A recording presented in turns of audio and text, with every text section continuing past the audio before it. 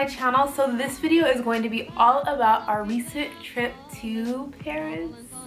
Alright, so let's just go ahead and jump right to the beginning. So we arrived in Paris via Air France, and if you all remember me talking to you about Air France in our moving to Morocco video, you remember me telling you that I really enjoyed flying Air France because they were very professional and, you know, accommodating and all of that stuff. So we decided to go with them again, and it was definitely worth it because our flight was nice.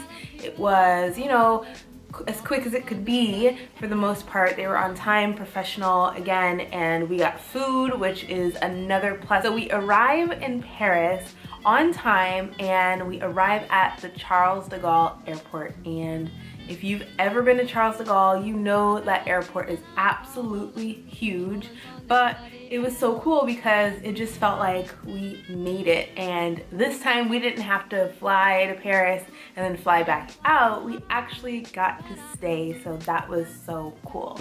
Ooh, somebody looks dreamy. It looks like a dreamboat. Then after leaving the airport, making sure that we were all settled and all that good stuff, we had the task of trying to figure out where to go, because like I mentioned, Charles de Gaulle is huge and it's very confusing. If you fly into the Charles de Gaulle airport, I would say that you need to come with patience intact, because you may get frustrated, you may get lost, you may be going the wrong way, and if your French is not up to par, you may have a little bit of confusion in a lot of areas. But the people there are very nice and everybody is very helpful to an extent, you know, as much as anybody could be that doesn't speak your language. So that's what we were battling with, and so we bought tickets to take the train finally after like about an hour, you know, after landing, after getting our bags and everything. We finally found a place to buy tickets for their train, and yeah, that was a very interesting situation as well because we didn't even know what train to get on. That was very confusing, and we did get on the wrong train, and we had to ask somebody, and it was a good thing that we, you know, kind of brushed up on some French beforehand, because we did ask a guy who saw us kind of struggling with our maps and fumbling, looking like bona fide tourists, and he helped us out, and we got on the wrong train at first, and then he was like, nope, get on the other train, this one is going where you need to go. So I'm so thankful for that, because we would have been like probably even later to where we needed to be. And that wasn't even the first time that we got lost on the train. Oh my gosh.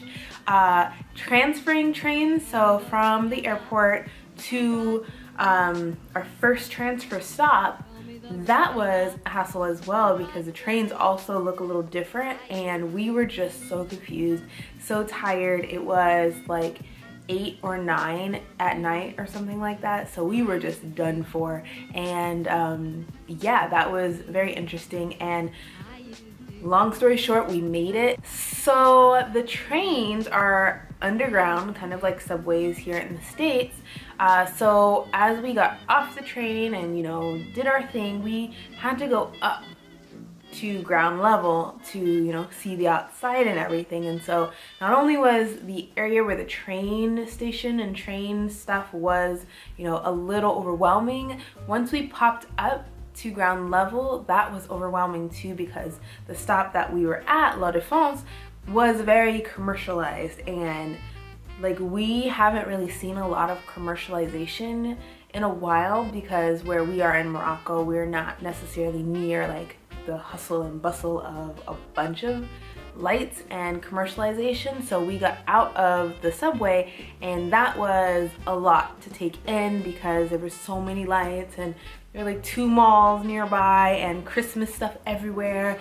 I mean, it was overwhelming, and we were lost because we couldn't find our hotel, and we just kept walking like all around the area.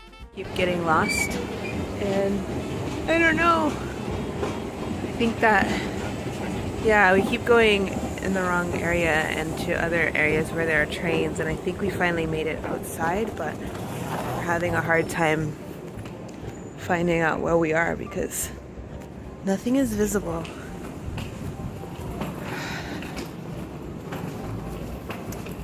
Oh, there's the arch. I saw that on a picture. Oh, Christmas stuff. I think we just need to get upstairs to see stuff.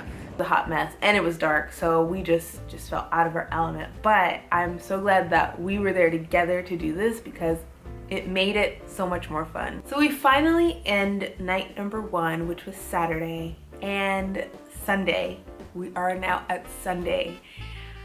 Wow, we must have been tired because we literally overslept through all of our morning plans. Right as we woke up, we went and had breakfast, and after breakfast we got back to the room, got ourselves settled, and made new plans for the day because obviously we kind of ruined our plans by sleeping in.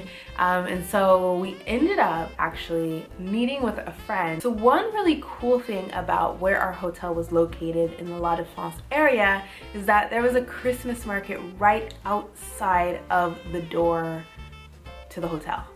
And it was pretty cool. You know, you had like vendors and shopkeepers and all of these people just selling all of these wonderful items, and it was Christmas themed and Christmas music, and I literally I was in love. I didn't really get anything at the Christmas market, but I loved walking around and just seeing people happy and festive, and all of the green and red and white and just all of those colors all wrapped into one. It was really, really amazing. So we just finished up at the Christmas market here in La Défense, and I would recommend it. It's actually right near our hotel, which is the Hilton. You guys are laughing at me. But yeah, it's always hard to vlog in public because people just look at you like you're a fool, but it's okay. We're about to head to the Eiffel Tower and take the metro, so that is the plan next. After taking a couple of trains, we finally made it to the Eiffel Tower stop, and yeah, it was so cool. So we're walking to the Eiffel Tower, and it's about that distance. And as we rode up on the train, it was just so beautiful. Like, I always imagined what it would be like to be able to come here, but I never thought I would. So I'm in awe. I know this might be like second nature to most people, but to me this is just so cool. I can't wait to get up close. The texture is unreal as well. Like, it's so beautiful. Like, can I get over the buildings here right now?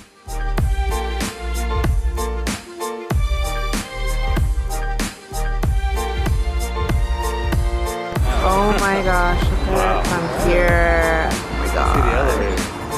Wow. And you got the camera on and everything, I just gotta click. Yeah.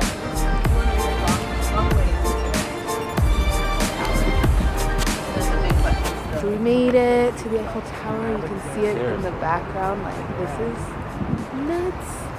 It's so cool. It's so beautiful here. We were just talking about how nobody ever really talks about how it's an actual park here. Like, legitimately a park. It was surrounded by buildings. It's even more beautiful than I thought it would be. But it's less intimidating because it's not just like, I don't know how to explain it. It's not just like you see in the movies. It's really kind of peaceful here. And it might be because it came like a secret kind of different way, but it's nice. It's a very nice park. Yeah. Okay, there you go. I changed the aperture, so it's a lot lighter and it looks so dark, so hopefully the other clips weren't too bad, but yeah. We're about to head off to our next adventure, and hopefully we get to see the Eiffel Tower at night, maybe tomorrow night.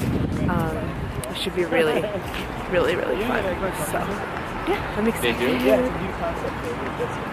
So after the Eiffel Tower, we made our way back to the train, and I will admit that after maybe like second or third time of riding this train, I thought I was kind of getting the hang of it. I was learning the train system and all of that. So, you know, I just felt like I could do this. Like, I could live here, I could, you know, be on the train, this could be my life. So I was getting a lot more comfortable, which was great.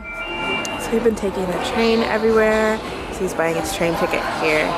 On the stop, There's the Eiffel Tower stop, which is Bir Hakim, which is pretty cool. Lots of shops around this area. They're actually doing Christmas, which is pretty awesome, but yeah. We're about to get on the train and head to our next destination. So we're walking and taking a train, which is awesome. After all of that, we actually went back to our hotel. We said goodbye to our friend because he had to catch his flight, and we hung out for a little bit.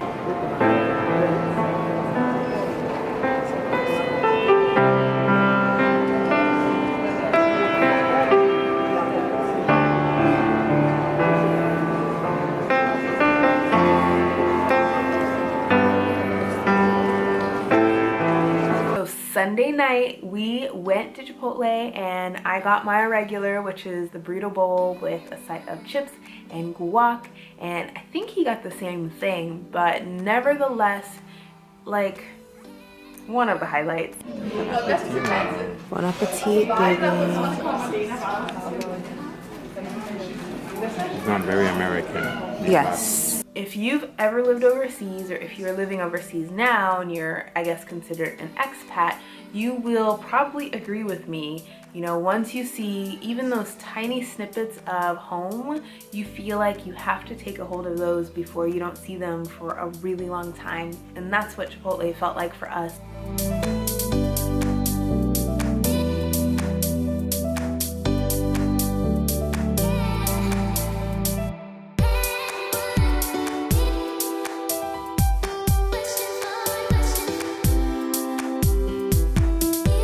So we went and we ate and just kind of reminisced about Chipotle in the States, because Chipotle, I think, was originated in Colorado, so we were some of the first people to even eat Chipotle, so we kind of talked about that, and it was just really good, really wonderful conversation, and we just spent that time together, and it was just really great. So in the next video, we're gonna talk all about day 2. It was so fun and so crazy. We got to do so many things and I just had a blast. Make sure you subscribe so you don't miss a thing, and I'll see you in the next video. Bye.